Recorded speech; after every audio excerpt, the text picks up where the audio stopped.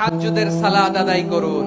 বছরের অন্যান্য সময় উঠতে পারি না, অনেকে বলে হুজুর উঠতে পারি না, কিন্তু রমাদানে সাহারি খাওয়ার জন্য তো উঠাই লাগে। কি বলেন, সাহারি খান আপনারা? হ্যাঁ, খান না? খান কে কে দেখি তো? মাশাআল্লাহ মাশাআল্লাহ। এই সুন্নত পালনের জন্য এক নাম্বার। মাশাআল্লাহ, ঠিক আছে, পালন করবেন। আল্লাহর হাবিব বলেন তাসাহহারু ফাইন্না ফিস সাহুরি বারাকা, তোমরা সাহারি খেও, কেননা সাহারির ভেতরে বরকত ঢুকায় দিয়েছে কে? একটা খেজুর, এক গ্লাস পানি খেলো সারা দিন আপনাকে তরতাজা রাখে কে?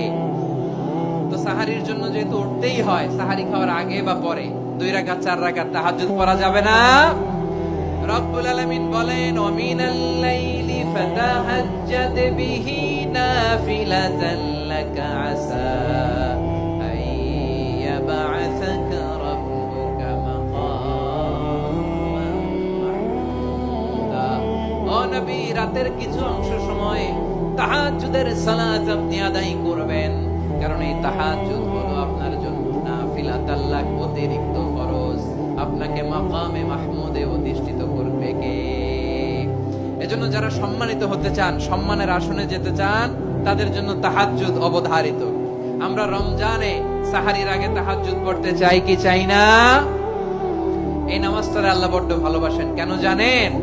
কারণ গভীর ঘুমকে স্যাক্রিফাইস করে আমরা এই নামাজ পড়ি।